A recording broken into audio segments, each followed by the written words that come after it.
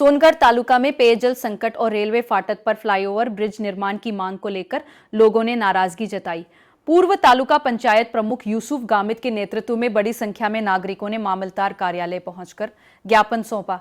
उन्होंने आरोप लगाया कि ओटा मलंगदेव क्षेत्र में वर्षों से पेयजल समस्या बनी हुई है, लेकिन समाधान नहीं किया गया। साथ ही चांपावाड़ी रेलवे फाटक पर फ्लाईओवर ब्रिज निर्माण में हो रही देरी से लोगों को भारी परेशानी का सामना करना पड़ रहा है।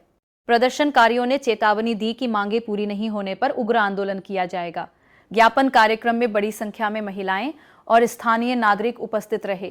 तापी से संवाददाता धनराज चौहान की रिपोर्ट। मारू नाम यूसुफ गामिद है। हूँ सोनगढ़ तालुका पंचायतनो माजी प्रमुख छूँ। चूंटणी दरमियान लोकोनी जे रजूआत हती ओटा मलंगदेव विस्तारमां पाणीनी समस्याने लईने 2017 में जलयात्रा काढवामां आवी हती। ओटाथी जलयात्रानी शुरुआत थई हती, परंतु ओटा विस्तारमां आज दिन सुधी पाणी पहोंच्युं नथी। एने लईने आज अमे रजूआत माटे आव्या हता के ओटा मलंगदेव विस्तारने पण पाणी आपो, अने जो ओटा मलंगदेव विस्तार में पानी पहोंचाडवामां न आवशे तो आवनार दिवसोमां अमे आंदोलन करीशुं। कारण कोई उकाई डेम मांथी उमरपाड़ा बाजू, सूरत बाजू अने आहवा बाजू पीवानुं पाणी लई जवामां आवतुं होय तो ओटा मलंगदेव विस्तारने पण पाणी मळवुं जोईए। कारण के ओटा मलंगदेव पण सोनगढ़मां ज आवे छे अने ए लोकोने पण पाणी आपवुं जोईए, एना माटेनी रजूआत हती। एनी साथे साथे चापावाड़ी फाटक 58C के ज्यां युवक कांग्रेस द्वारा रेल रोका आंदोलन करवामां आव्युं हतुं। अमे बधा ज आंदोलनमां सहभागी हता।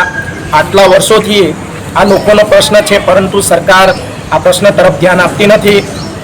अने सांसद प्रभुभाई वसावाए एवुं कीधुं हतुं के डीपीआर मंजूर छे, परंतु हजू सुधी फ्लाईओवर ब्रिज बनाववामां आव्यो नथी।